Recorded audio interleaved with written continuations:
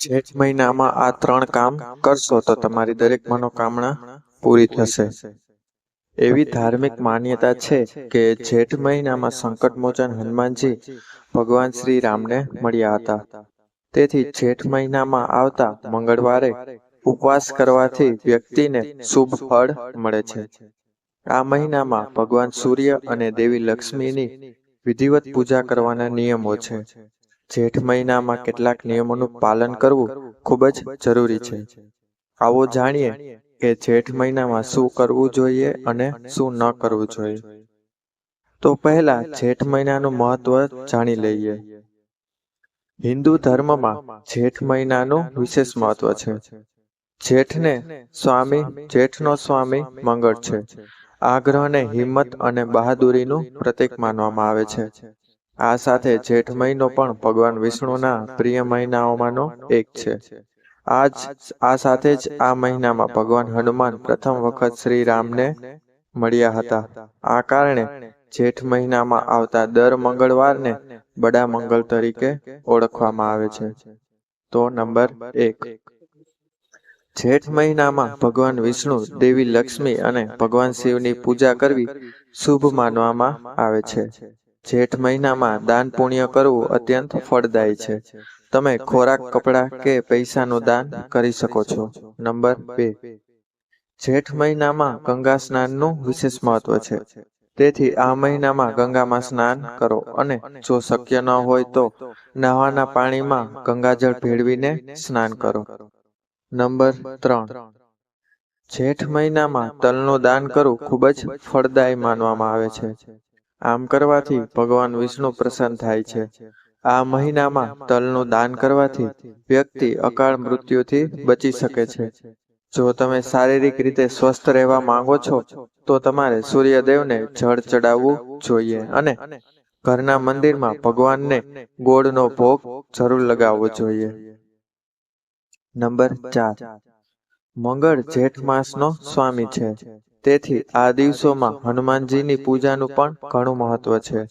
આ મહિનામાં ભગવાન હનુમાનની પૂજા કરવાથી દરેક પ્રકારની સમસ્યાઓ દૂર થાય છે.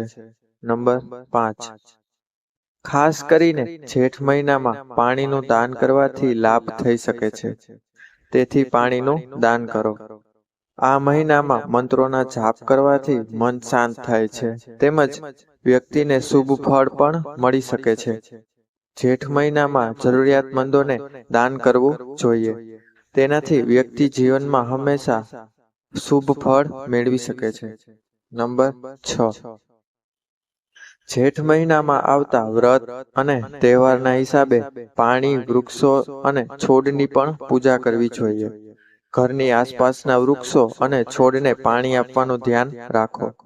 જો તમે ઉનાળામાં વૃક્ષો અને છોડને પાણી આપો છો તો તે સુકાઈ જવાથી બચી જશે અને લીલા રહેશે. જેઠ મહિનામાં ન કરો આ 7 કામ. નંબર 1, જેઠ માસમાં સૂર્ય પૂજાનું વિશેષ મહત્વ છે. આ મહિનામાં મોડે સુધી સૂવાનું ટાળવું જોઈએ. સૂર્યોદય પહેલા જાગવાનો પ્રયાસ કરો. વહેલા ઉઠો, સ્નાન કરો અને ઉગતા સૂર્યને પ્રાર્થના કરો. જેઠ મહિનામાં દિવસ દરમિયાન પણ ઊંઘ ન લેવી જોઈએ. એવું માનવામાં આવે છે કે આ મહિનામાં જે વ્યક્તિ દિવસમાં મોડે સુધી સૂવે છે તેને દરેક પ્રકારની બીમારીઓ ઘેરી લે છે. નંબર 2, જેઠ મહિનામાં રીંગણનું સેવન ન કરવું જોઈએ. કારણ કે તેનાથી દોષ અને રોગો થાય છે. આ સાથે તે બાળક માટે પણ અશુભ છે. આ સિવાય સૂર્યને જળ અર્પણ કરતી વખતે વિશેષ કાળજી લેવી જોઈએ. સૂર્યને જળ અર્પિત કરતી વખતે ક્યારેય પણ સીધું સૂર્ય તરફ ન જોવું જોઈએ. લોટામાંથી પડતા પાણીના પ્રવાહ દ્વારા સૂર્યદેવના દર્શન કરવા જોઈએ. નંબર 3, જેઠ મહિનામાં પાણીનો બગાડ કરવાની ભૂલ ન કરો. આ મહિનામાં પાણીનો બગાડ કરવાથી વરુણ દોષ થાય છે. તેથી પાણીનો બગાડ ટાળવો જોઈએ. એવું માનવામાં આવે છે કે આ સમયે પાણીનો બિનજરૂરી પ્રવાહ પણ પાણીની જેમ પૈસા વહી જાય છે.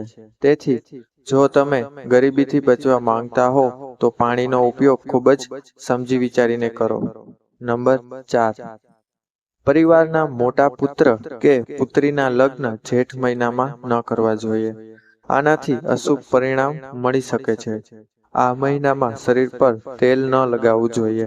આ સિવાય તલનું દાન કરવાથી અકાળ મૃત્યુથી બચી શકાય છે. જેઠ મહિનામાં મસાલેદાર ખોરાક ખાવાનું ટાળવું જોઈએ. આ મહિનામાં હળવો અને સાદો ખોરાક લેવો જોઈએ.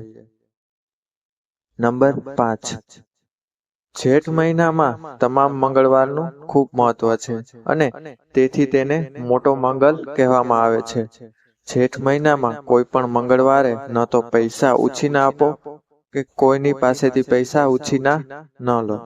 નહીતર મંગળવારે પૈસાની આવી લેવડ દેવડ તમને દેડાના બોજ હેઠળ દબાવી દેશે અને તમને ઝડપથી ગરીબ બનાવી દેશે.